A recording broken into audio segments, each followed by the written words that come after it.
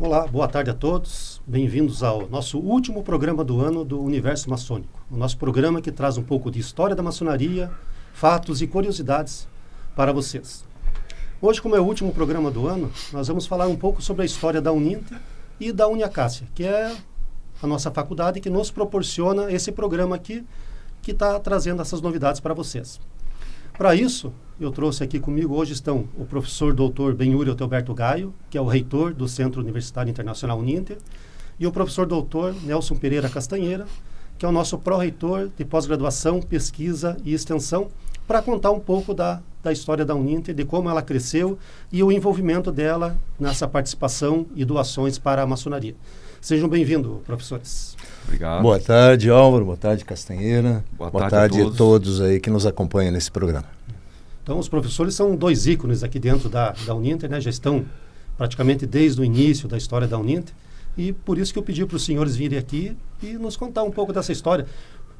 A carreira de vocês dentro da Uninter, como começou, e depois como começou a Uninter mesmo até chegar onde nós estamos hoje, com um centro de excelência no ensino à distância no Brasil. Perfeito. Nós não lançamos a pedra fundamental, mas estávamos olhando o homem carregando o carrinho lá para botar a pedra no buraco, né? Foi uma história muito bonita, muito vencedora, com certeza. Então, o Castanheira tem aí um histórico até mais antigo, né? O Castanheira é da época da coordenação dos cursos de pós-graduação do IBPEX, lá no final dos anos 1990 e alguma coisa.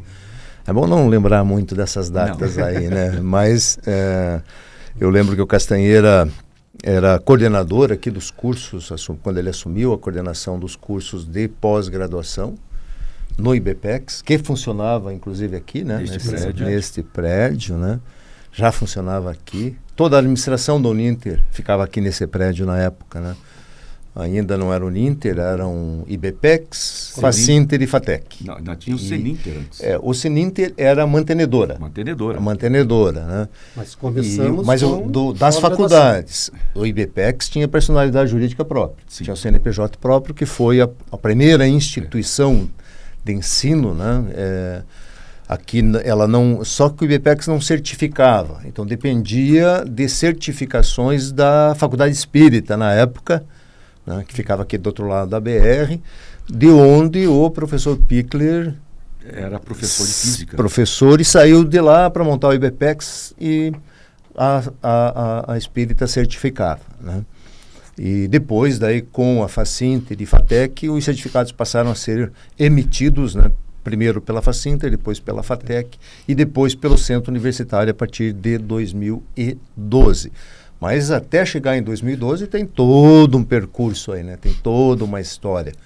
E eu lembro que quando eu estava iniciando na FATEC, inclusive, eu comecei... Não, na verdade eu comecei pela Facinter, mas fiquei pouco tempo.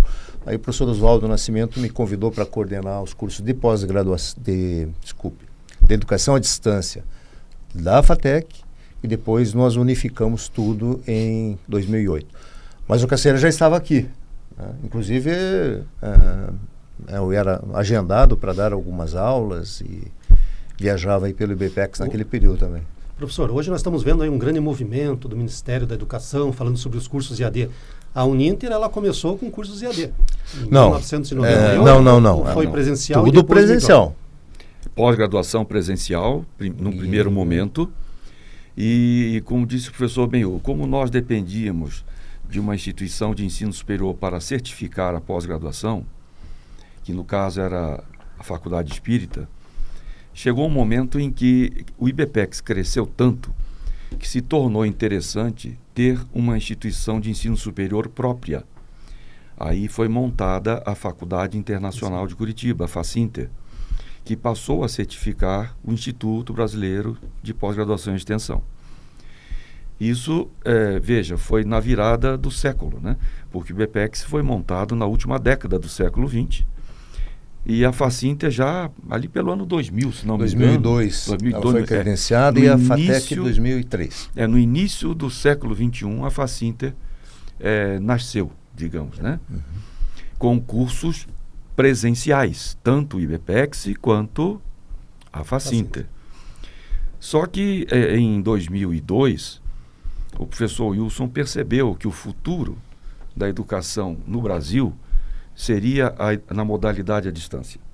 Porque isso já ocorria em países do primeiro mundo, como por exemplo na Espanha, né, onde milhares e milhares de alunos cursavam já naquela época graduação à distância. E a Facinter tinha basicamente, eram bacharelados e licenciaturas, não é isso? Sem dúvida, somente bacharelados e licenciatura. A administração, os tradicionais, né? Direito, administração, ciências contábeis e algumas licenciaturas também. A pedagogia Exato. E outras licenciaturas que depois cresceram bastante. Aí observou-se também, o professor Wilson Pickler, né? Observou que tinha um outro segmento muito interessante a ser explorado, que eram os cursos superiores de tecnologia. São cursos superiores mais rápidos do que uma licenciatura ou um bacharelado. E foi então constituída uma nova faculdade, a Faculdade de Tecnologia Internacional, ou FATEC Internacional, quando o professor Benhu assumiu então não só a FATEC, né, mas também o EAD, porque o EAD, as faculdades, na verdade, temos que fazer jus aí às pessoas que iniciaram com o professor Pickler, né? A Facinter, ele tinha um sócio, né, professor de Freitas, João de Freitas, que havia trabalhado muitos anos no MEC, e daqui de Curitiba, da Universidade Federal. E o professor João de Freitas, então, veio para foi convidado para montar a Facinter. E era sócio do professor Pickler. Só que o professor João de Freitas tinha um amigo no MEC, que veio visitá-lo aqui. Acho que ele conheceu teve uma namorada aqui em Curitiba e tal, e veio visitar o professor João de Freitas. E o professor João de Freitas o apresentou ao professor Pickler, que era o professor Oswaldo Nascimento, que havia trabalhado muitos anos na SENTEC, que era a Secretaria de Ensino Médio e Tecnológico do MEC. E aí o professor Pickler o convidou para montar os cursos superiores tecnológicos e para credenciar uma nova faculdade. E aí o professor Oswaldo acabou ficando em Curitiba, então já havia se aposentado no MEC e ficou em Curitiba para montar a FATEC. Então, há essa história, né, a essas duas pessoas, e é muito interessante ressaltar que, na época, havia uma disputa por resultados muito grande entre as duas faculdades. Havia uma rivalidade. Tinha a turma da Facinter e a turma da FATEC, né? O Castanheira nós cooptamos para a FATEC. O Castanheira dava aula para todo lado, tal. A gente, não, você vem para a FATEC. Ele saiu do IBPEX e foi coordenar uma área lá na FATEC. E ressalto que eu era proibido de dar aula na Facinter. Era uma briga assim bem interessante. Dentro de casa? Era a teoria do caos, como o professor Pickler falava, né? Era a teoria do caos coordenado, um caos controlado. Então havia uma disputa e as duas cresciam, né? As duas buscavam um espaço, duas faculdades totalmente independentes, né?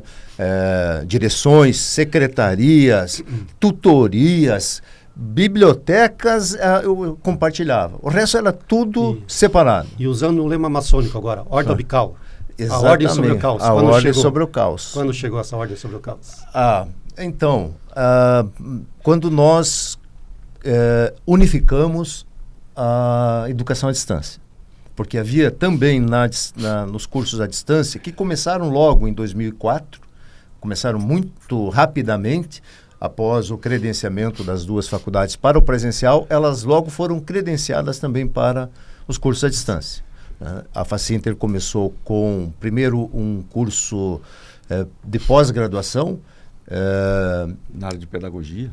Depois, o normal superior, que virou pedagogia, e a FATEC começou com 3 cursos superiores tecnológicos, depois mais 5 e mais um, e viraram 9 cursos. Então, até o advento do Centro Universitário, em 2012, nós ficamos com 9 cursos superiores tecnológicos na FATEC e a pedagogia à distância, só. E daí tínhamos as pós-graduações já à distância também, né, que já havíamos lançado pós-graduações à distância. E nós competíamos com grandes universidades, como a Unopar, por exemplo, de Londrina, que como universidade tinha autonomia para lançar cursos.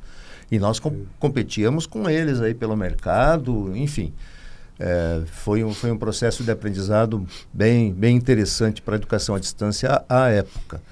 Então, fazendo jus aí aos nomes, né, essas pessoas fizeram uma diferença, uma história, e a ordem veio quando nós, de uma forma geral, eu diria assim que foi um processo muito impositivo, algo parecido com o que está acontecendo atualmente, né, do MEC, que as instituições de educação à distância as maiores receberam uma intervenção direta de uma secretaria do MEC, Secretaria de Educação à Distância, que não existe mais, hoje é a SERES que cuida disso, mas na época era o professor Carlos Biechovski.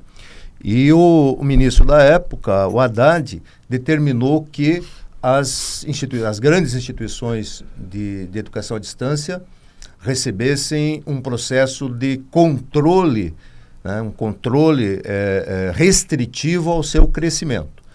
E quando nós recebemos as primeiras informações de que estavam visitando alguns polos nossos, que chegavam de surpresa para visitar alguns polos e estavam identificando problemas, etc., nós vimos em outras instituições que já estavam sofrendo intervenção direta, inclusive universidades, como foi o caso da Unopar. E nós recebemos ali um sinal de alerta. Porque eles fizeram um processo, assim, eram 32 instituições que estavam listadas. E eles dividiram em grupos de 4. Eles trabalhariam de 4 em 4. E nós ficamos no segundo grupo. Nós, a FATEC e a Facinter, juntas no segundo grupo. No primeiro grupo, eram as que estavam em uma situação bem complicada. A Unopar nem tanto, mas outras, como a FTC da Bahia, foi até descredenciada. E aqui a Educom, que tinha um problema, que era sócia da Unitins, lá do Tocantins, era um problema legal aí, enfim. E aí nós recebemos esse alerta, havia a pró-reitora de Educação à Distância da Unopar, convivia conosco nas ABEDs, etc., ela, amiga, enfim, ela disse, olha, estão aqui, estão fazendo isso.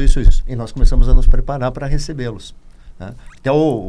Tem um fato interessante aí, que eles não tinham um instrumento, né, de avaliação específico para identificar e designar situações de soluções para as instituições na época. Eles usavam um instrumento de autorização de curso para isso.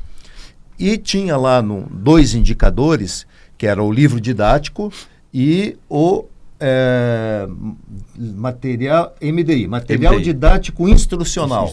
Eram indicadores separados.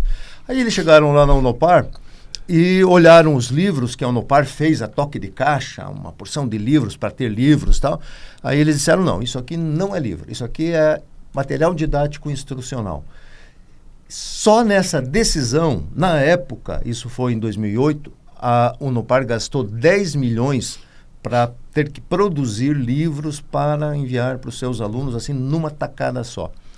Quando nós ficamos sabendo disso, chamamos a Lindsay e o Castanheira e dissemos assim, o negócio é o seguinte, eles vão pegar os nossos livros e podem tomar a mesma decisão que tomaram lá.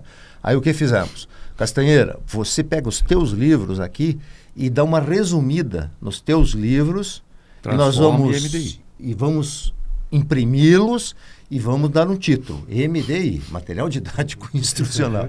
Aí o Castanheira fez isso, a Lindsay mandou imprimir, fizemos uma pilha de livros lá com isso. Quando eles chegaram aqui, nós apresentamos o livro e o MDI à parte. Aí, tem os 2. Aí tiveram que dar nota para os 2. Então, nesse meio tempo, a Uninter já tinha uma editora própria. Sim, a editora, era a editora IBPEX. Castanheira é um dos que tem mais livros. Mais livros publicados. Né? É verdade. E a editora IBPEX, aliás, que veio no futuro a ser Intersaberes, essa Intersaberes, em novembro deste ano, agora, semana passada, completou 18 anos, atingiu a sua maioridade.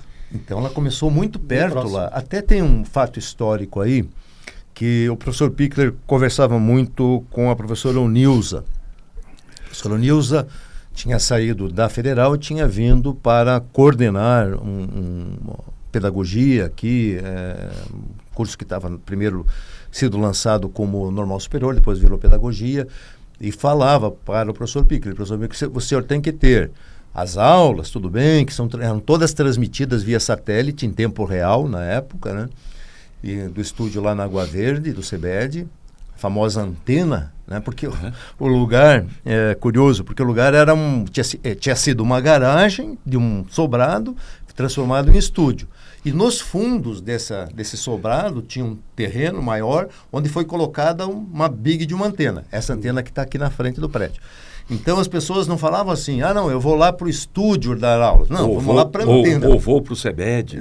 Não, era para a antena. Todo mundo ia para a antena, que a antena era o que impactava, né? O monstro de uma antena da Embratel lá. Enfim, e a professora Onilza falou também para o professor Pichler que a referência de qualidade passava muito pelo material didático, e o material didático não era apostila. E nós, na época, estávamos fazendo umas apostilinhas pequenininhas, azuis, assim. E aí o professor Pichler investiu na editora IBPEX, depois Entre Saberes, e passamos a produzir livros. Então, cada professor que assumia uma disciplina tinha que escrever o seu livro. Era uma regra na época. Depois, quando começamos a crescer mais e ter mais cursos, aí não deu, tivemos que buscar professores do mercado, autores no mercado. Né? A editora teve essa liberdade. Mas a editora, com o seu processo de qualidade, vem desde aquela época e como uma referência da professora Onilza. Porque para nós, na época, o Castanheira já mencionou, uma das principais referências era a UNED, da Espanha. Então nós tínhamos contato, trazíamos professores de lá, a editora mesmo traduzia livros deles, trazíamos professores, íamos para lá fazer cursos e pós-doutorado, enfim, com a UNED. Então a UNED sempre foi uma referência para nós, até que nós ultrapassamos. Até que a UNED ficou parada no tempo e nós ultrapassamos em qualidade, em internet, material didático, em qualificação de tecnologia, em Univirtus, ambiente virtual da aprendizagem, não teve mais como trazer. Porque é um ambiente próprio, né? Não é um ambiente sublocado igual a outras. Exato. E cabe ressaltar que esses livros da editora Intersaberes, o seu diferencial é que eles são escritos como se nós estivéssemos conversando com o aluno. A tal da dialogicidade, que isso facilita demais, né, o aprendizado quando o aluno está literalmente à distância, ele não está no mesmo ambiente físico do professor.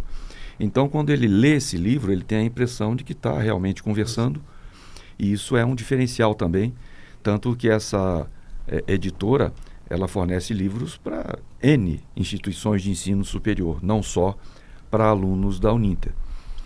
E esse CEBED é interessante também mencionar o seguinte, o CEBED, né, que é o Centro Brasileiro de Educação à Distância, que foi aquela sacada do professor Wilson, né, o futuro vai ser EAD, e ele comprou aquele local e depois alugou, né, os canais da Embratel. Na verdade não, na verdade o CEBED já existia. Pois é. Era o Marcos Paterno que tinha montado, sim, ele tinha o canal da Embratel, e aí o professor Pichler entrou de sócio e depois acabou comprando. E sociedade inicialmente, depois adquiriu, certo? Isso. E antes de nós investirmos em cursos superiores à distância, o professor Wilson investiu em cursos técnicos. Sim. Né? Aqui do estado do Paraná. Eu dei aula... Não deu muito certo aqui. Não deu muito certo. Eu dei aula lá no primeiro curso que teve, que foi de secretariado à distância. Né? Então, tem até uma história interessante que... o professor Igor Hasselmann, que foi nosso diretor, me convidou para... Né, você não quer gravar a primeira aula à distância? Eu falei, tudo bem, como é que funciona? Você prepara uns slides. Aí eu levei os slides da aula num disquete de 3,5 polegadas. Já era novo, então. Não era 5 novo. Não, nem de 8. Nem de 8. Disquete, isso foi em 2002. E aí, eu lá cheguei, a aula de 1 hora, né? De matemática financeira para secretariado, coisa assim do tipo. Leio aquele monte de slide, cheguei. Oi, professor, tudo bom? Todo mundo está aqui. Para que é isso? A aula? Não! Hoje é só um bate-papo com a turma. Meu Deus, eu vou um bate-papo com a turma que eu não estou vendo, o meu primeiro contato à distância, e um bate-papo rápido de 1 hora. E do outro lado, o público-alvo, secretárias. Eu falei, meu Deus do céu, o que é que eu vou fazer aqui agora? O que é que me salvou? Eu tinha assistido 24 horas antes uma palestra na Universidade Tuiuti, aqui em Curitiba, que falava sobre o cenário que estava acontecendo no mundo, um monte de coisa. E foi aquilo que me salvou. Eu reproduzi, mentalizei aquilo, consegui conversar durante 1 hora. E era curioso, né, porque como era realmente ao vivo, em tempo real, as pessoas interagiam, ligavam no 0800 e aparecia no teleprompter, né? Fulana de tal, cidade tal. Aí vai, pois não, o que é que você gostou desse assunto? Não, eu queria apenas parabenizá-lo e dizer que a sua gravata é muito bonita. Falei, oh meu Deus, cortou meu raciocínio, né? Então, isso foi o nosso início, né? Foi muito interessante. Mas isso é uma das coisas que a gente sempre frisa, né? Um professor tem que estar sempre atento, né? Tem que estar lendo, tem que estar assistindo, lendo matéria, lendo livro. Não pode parar no tempo. Porque ele não sabe o que é que vão perguntar para ele na hora, então tem que estar pronto para responder. Eu estava dando uma aula só fazer uma parte, né? Estava dando uma aula de física uma vez sobre condições atmosféricas. E aí um aluno me perguntou, tá, mas e por que a melhor época para pescar peixe é na lua cheia? Ou na lua nova? Então tem perguntas assim que tem. O pessoal tira da cartola, né? Mas, eu vi que é o interesse deles, né? Tinha muito disso na época, lá naqueles estúdios. Aqueles, né? Porque era um estúdio, depois viraram 2 estúdios, depois mais um pequenininho, enfim. Tivemos mais um canal, né, da Embratel. E depois viemos para aqui, nas Araucárias, nos estúdios novos. Aqui nós já melhoramos. Aqui essas perguntas já entravam para o coordenador que acompanhava, recebia a ligação. Fazia o filtro. Porque imagine uma aula de direito, né? O cara queria resolver o problema dele com o vizinho, né? Ô, professor, o senhor está falando aí no processo e tal, eu tenho um vizinho aqui que está com uma árvore aqui passando para o meu terreno, posso colher as frutas ou não posso? Esse tipo de coisa vinha para o professor tinha que, na hora ali, né, resolver ou descaracterizar a pergunta, porque entrava o 0800 e, como o Caceira falou, só vinha o nome do aluno e aí o cara fazia a pergunta no ar, né? Então era complicado. Depois nós fomos melhorando com o passar do tempo, claro, fomos aperfeiçoando aí o sistema. Mas nesse meio tempo, né, desse processo acontecendo, a instituição crescendo, o termo de saneamento, o professor Pichler foi em busca aí de uma relação mais próxima, né, com a maçonaria, né, e pensou numa instituição de ensino, entre aspas, aí, né, uma instituição de ensino interna nossa, né, que foi a fundação da Uniacácia, né.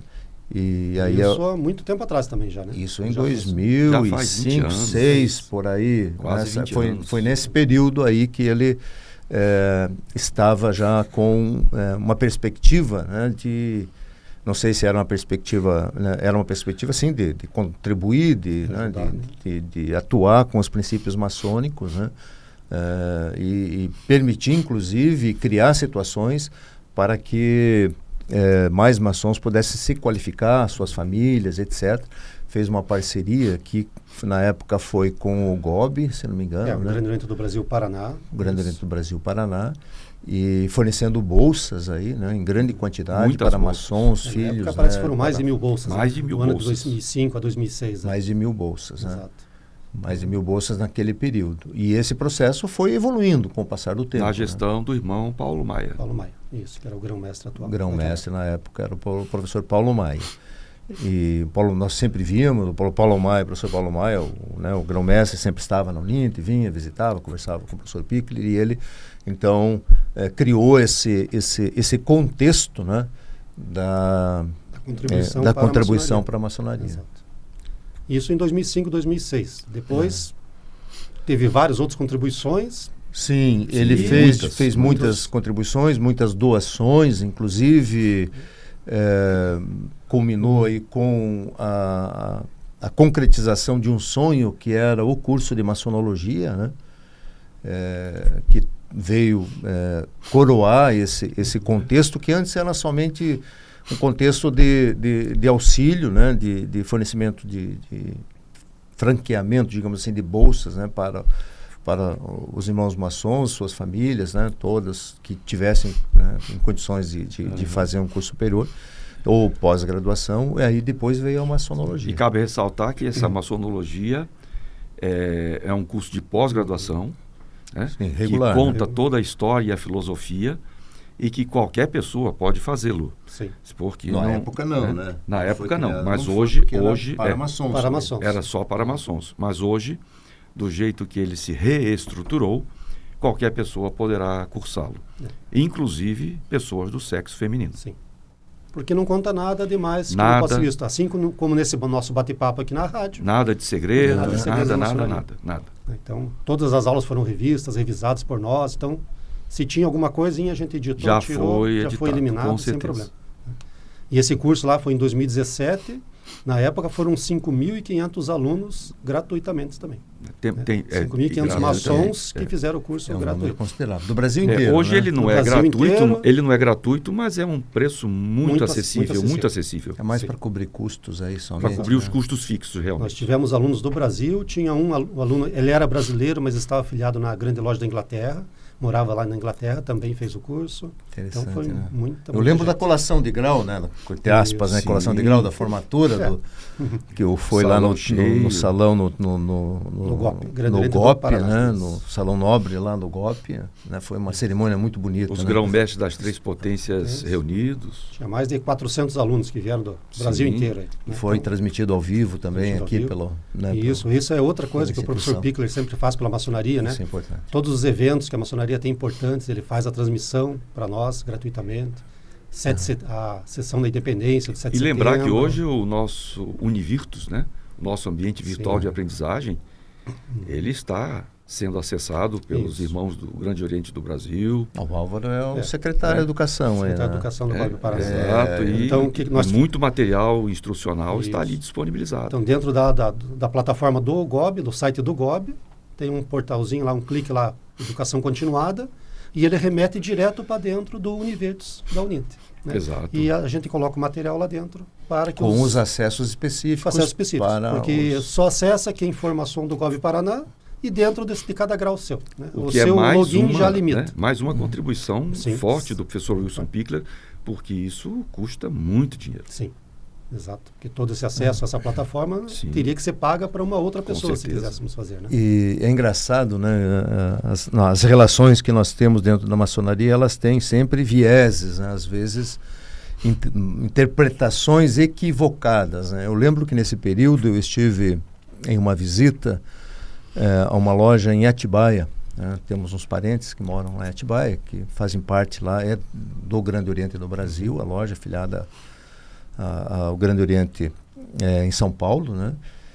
E mesmo, inclusive, né, mesmo rito nosso, o escocês antigo é aceito, e nós tínhamos mandado materiais, folders, né, que foram distribuídos pelo Brasil inteiro para as lojas, e coincidentemente um irmão naquela loja que eu estava visitando estava criticando aquilo, né, como esse negócio aqui, isso é picaretagem, que não sei o quê, vejam bem, nós vamos cair nesse golpe, que isso aí tem coisa por trás e tal, sem conhecer, né? Aí, felizmente, né, eu estava presente e pude me manifestar, explicar quem eu era e explicar o que era, o que estava acontecendo e tal. Depois ele veio, depois da sessão, veio se desculpar, né? Mas era um mestre instalado, era alguém que devia ter um discernimento, né, antes de qualquer situação, porque naquela época nós estávamos, inclusive, divulgando o curso gratuitamente, né? O curso era gratuito na época, né? Como você já falou aí, um número enorme aí de irmãos puderam fazer e muitos que não fizeram se arrependeram agora, né? Estão fazendo, pagando um pouquinho lá, mas enfim, né? Na época era gratuito. Mas são situações que a gente vivencia aí, né? No dia a dia, em qualquer lugar, não só na maçonaria, existem os descrentes também. Sim. Aí, ou os que já, né, são gato escaldado aí. Né? E eu vejo que o curso ele foi um divisor de águas assim no ensino da maçonaria no Brasil. Porque nós íamos em sessões, em lojas, em reuniões, e o pessoal não discutia, não sabia conversar sobre a história. E a partir do momento do curso, em que praticamente no Brasil inteiro tinha alguém fazendo esse curso, você vê que proliferou a informação, conhecimento, a informação. Então sempre tinha alguém que, eu quero falar sobre tal coisa no curso em loja, eu quero fazer uma reunião para falar sobre um determinado assunto. Né? Então isso aí melhorou muito o conhecimento da população maçônica em geral. Voltando ao professor Pickler, é importante ressaltar também a época da pandemia. Né? Na época da pandemia, a Fundação Wilson Pickler foi responsável pelo franqueamento, pela permissão de 10 cursos na área de saúde fossem frequentados gratuitamente né, por pessoas no Brasil inteiro. Foram mais de 300 mil pessoas da área de saúde que fizeram esses cursos gratuitamente, que era o grande foco, né, na época, na qualificação de pessoas para enfrentar a pandemia, né, o Covid-19. Então, nós temos um registro de mais de 300 mil pessoas fazendo esses cursos gratuitamente, com uma forma de qualificação das pessoas envolvidas diretamente, né, com o controle pandêmico no Brasil. E também ele desenvolveu, junto com o nosso pessoal aqui dos cursos, principalmente o curso de nutrição aqui da Uninter, ele desenvolveu uma sopa especial com calorias específicas, né, uma sopa em pó, que foi distribuída também, foi produzida e distribuída aí para as comunidades carentes. Não nos esqueçamos, né, da produção de álcool. E também, fale da produção do álcool agora, então. Também, temos também a escola de saúde, né, que produziu muitos frasquinhos de álcool. Foi o curso de farmácia. Né, para doar para a população carente, que precisava, porque o álcool era fundamental. Subiu muito o preço, né? O pessoal levou o preço. As farmácias começaram a se aproveitar de fato, a triplicar, quadruplicar o preço do frasco do álcool. E dentre esses cursos gratuitos, nós chegamos a criar na instituição uma pós-graduação em emergências respiratórias, que muitos profissionais o fizeram gratuitamente. E esse curso hoje continua no nosso hall de cursos de pós-graduação na área da saúde. Está no portfólio ainda. Está no portfólio. Você vê, então não é só contribuição para a maçonaria, né? Na verdade não. É para a sociedade sociedade como um todo. Lógico. Os cursos nossos, né, no caso nutrição, o curso de farmácia, porque tem que ter lá o profissional responsável, né? O técnico responsável, que vai assinar tanto lá pelo alimento quanto pelo álcool, né? Foi uma produção industrializada, né? Em grande escala, né, de embalagem de álcool, um álcool ainda com perfume, né, um negócio bem legal, assim, bem produzido com boa qualidade, e nós todo mundo andava com aquele alquinho no bolso ali para utilização em qualquer, né, fazia em qualquer necessário situação. na época, né? Muito necessário. Até hoje, né? Eu acredito que o álcool ainda faz parte do nosso contexto, do nosso cenário. A gente ainda passa numa farmácia. Né? Alguns hábitos saudáveis, né, ficaram incorporados. Exato. E também podemos falar da bolsa de pós-graduação também, do convênio que ele tem com o GOB, Grande Oriente do Brasil e Grande Oriente do Paraná. Né? Inicialmente foi assinado com o Grande Oriente do Brasil Paraná, na gestão do nosso irmão Luqueta, e que levou isso para âmbito de Brasília. Sim. Então todo o Brasil tem o desconto, que hoje é de 45%, em cima da mensalidade do anunciado. Então é um desconto bom. É bom alertar. Lembra daquela reunião que nós tivemos com o pessoal lá? Eles disseram, mas o irmão aqui está reclamando que se ele for direto no site, o desconto é maior, que está 50, 60 no site. Não. O desconto para o maçom é já sobre o líquido lá, aplica o desconto do site, da promoção. Chamemos de desconto sobre o desconto. Desconto sobre o desconto. E aí foi esclarecido, aí o pessoal ficou mais sossegado, porque de fato aí o preço desaparece, né? O curso de maçonologia, se eu não me engano, está em torno de R$120 a mensalidade. Para fazer uma pós-graduação. Mais os 45% vai para 70, 80 reais. É 45, é verdade. Vai para 70 e poucos reais, né? Então é muito pouco, né? Não, é muito pouco. Então esse desconto, esse convênio é com todo o Grande Oriente do Brasil e o Grande Oriente do Paraná. Também assinou, né? Também assinou. Eu procurei o Sereníssimo das grandes lojas, ele vai fazer também, da Grande Loja do Paraná. E para que não haja dúvida, é um curso de pós-graduação como qualquer outro, devidamente cadastrado no INEP. No INEP, é reconhecido, portanto, pelo Ministério da Educação. É um curso esse de detalhe é importante. Logo, só pode fazer esse curso quem já é graduado. Então, isso é importante ressaltar. Há um controle sobre os certificados de pós-graduação e a sociedade, de uma forma geral, não tem o conhecimento dessa informação. Toda instituição que oferece um curso de pós-graduação tem que cumprir alguns rituais. E um deles, eu acredito que hoje é o principal, além da construção do curso, professores, mestres e doutores, grade curricular com carga horária compatível, etc., há um registro de cada curso, de cada grade, com o nome de coordenador, carga horária, professores, no site do INEP. Porque no certificado sai um código para verificação, que pós-graduação não tem diploma, é certificado de conclusão. Então, no certificado sai, além do nome, os nomes dos professores, no verso, sai um identificador para verificação, se aquele curso de fato está registrado para ter validade. Então, você apresenta, faz a pós-graduação, apresenta na empresa, ou apresenta na repartição pública, prefeito de elevação de nível, né, de carreira, a instituição lá verifica.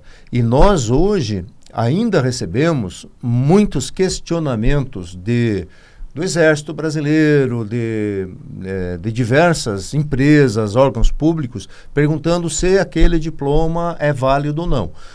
Hoje já tem um divisor de águas também. O diploma da graduação, ele é digital e sai com o código de verificação. Então, os diplomas de 2 anos para cá já não tem mais razão de ser destes órgãos tal questionar, porque já existe a verificação digital fácil de ser feita. Mas os mais antigos a gente recebe quase que diariamente. Tem um diploma lá de 10 anos, 5 anos para trás aí, e a pessoa vai lá, surgiu uma oportunidade agora, tal, apresenta na empresa, enfim, e aí eles nos questionam sobre a legalidade, como existe muita picaretagem no Brasil ainda, venda de diplomas. Hoje já está muito controlado esse processo, né? Então fiquem sempre atentos aí, quando a pessoa vai apresentar um diploma, tem que verificar, tem que checar se está regular. Quanto à validade do curso, ele pode consultar no site do EMEC também, né? Sim, hoje tem, se entrar no uninter.com, entrando no nosso site uninter.com, tem um QR Code lá. Isso é obrigatório, todas as instituições têm que ter. Aí você bate lá no seu celular, vai direto para o site do MEC, onde é o EMEC, onde estão as informações da Uninter, da outra, tal. Então, ali estão as informações oficiais, né? Então, é importante que as pessoas verifiquem isso antes, inclusive, de fazer a sua matrícula em qualquer instituição. Claro que existem as que já estão aí há muito tempo no mercado, já são sérias, né? Já se conhece, mas é importante verificar. A gente ainda vê uns probleminhas acontecendo por aí. Assim como a gente fala aqui da maçonaria, né? Para cuidar com os picaretas, a gente tem que cuidar também com os picaretas na educação. Com certeza. Porque sempre vai ter alguém querendo ganhar dinheiro em cima levar de vantagem. Né? Então, em todo lugar tem, né? Então, na medicina. Então essa acho que é a nossa função também, né? Dar esses também. avisos aí, alertar. Esclarecer a população, né? A verdade vos libertará. Exato. Acho que tá bom pelo papo, né? Tá bom, dá para ir longe. Mas... tá bom. Acho que foi bem esclarecedor, né? Porque a ideia hoje, como era o nosso último programa do ano, era mostrar para o nosso público maçom e não maçom que assiste o programa, também tem bastante não maçons, um pouco da história da Uninter, como que surgiu essa mescla entre Uninter e Unicácia, o curso que foi desenvolvido e toda essa doação que a Uninter, né, como, vamos dizer o nome da Uninter, no nome do professor Piccoli, faz. E vocês viram hoje, né, o pessoal pode ver hoje que não é só para a maçonaria, mas auxilia a sociedade. E não só o Centro todo, Universitário Uninter, mas também a Fundação Wilson Piccoli. Temos a Fundação. Né? A Fundação hoje assumiu essa função, digamos assim, de controlar esses processos todos, né? Que antes estavam meio soltos, aconteciam aqui, ali, agora não. Hoje fazemos tudo pela fundação, fica tudo registrado lá, e uma fundação, ela é extremamente controlada pelo Ministério Público, né? Existe lá no Ministério Público uma repartição, digamos assim, onde promotores, né, acompanham as fundações nos mínimos detalhes. Então, tudo que nós fazemos pela fundação tem sempre uma aprovação prévia, tem uma série de fatores de controle aí, de forma muito séria. Né? Tudo de forma muito transparente. Totalmente. Assim como a Uninter é transparente, a fundação também da mesma forma. Da mesma forma. Mas tá bom, queria agradecer aos senhores pela presença, professor Benhur, professor Nelson Pereira Castanheira, pelas informações que trouxeram para o nosso público, né? Espero todos aqui no próximo ano, né? Então vamos entrar em férias agora, voltamos no dia 10 de janeiro, com mais um programa. Vamos trazer um demolei aqui para falar sobre os escudeiros, né? Que são a parte jovem da maçonaria, dos demolei.